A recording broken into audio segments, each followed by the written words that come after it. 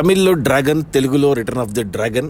ప్రదీప్ రంగనాథన్ కొత్త తమిళ dubbing cinema release అయి నిన్న బుధవారంతో 6 రోజులు కంప్లీట్ అయింది. నిన్న బుధవారం శివరాత్రి హాలిడే ఉండడం వల్ల కలెక్షన్స్ బాగా వచ్చాయి.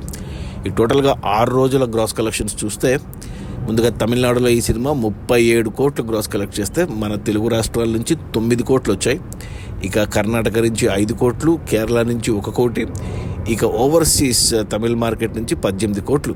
అలా టోటల్గా 6 రోజుల్లో డ్రాగన్ సినిమా 72 కోట్లు గ్రాస్ కలెక్ట్ చేసింది.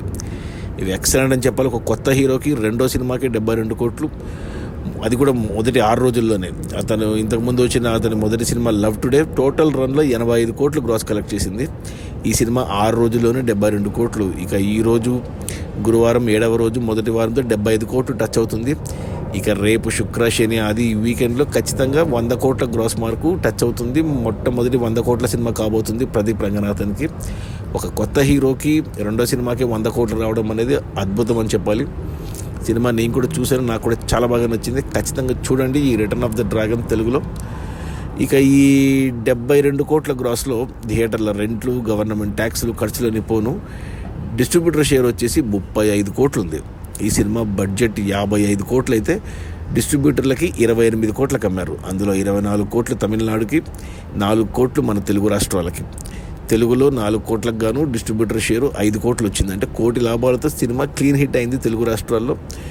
ఇక ఓవరాల్గా చూసుకుంటే 35 కోట్ల డిస్ట్రిబ్యూటర్ షేర్లో 28 కోట్లు డిస్ట్రిబ్యూటర్ పెట్టుబడి తీసేస్తే 7 కోట్ల లాభాలు.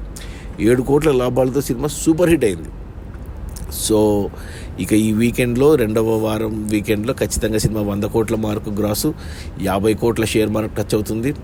సో 28 కోట్ల పైన 22 కోట్ల లాభాలు వస్తే ఖచ్చితంగా సినిమా బ్లాక్ బస్టర్ అవుతుంది, దాంట్లో డౌటే లేదు. అది మన ప్రదీప్ రంగనాథన్ కొత్త తెలుగు సినిమా డ్రాగన్. తమిళ్లో డ్రాగన్ టైటిల్, తెలుగులో return of the dragon. Release అయిన మొదటి 6 రోజుల్లోనే 72 కోట్ల గ్రాసు. అందులో డిస్ట్రిబ్యూటర్ షేర్ వచ్చేసి 35 కోట్లు.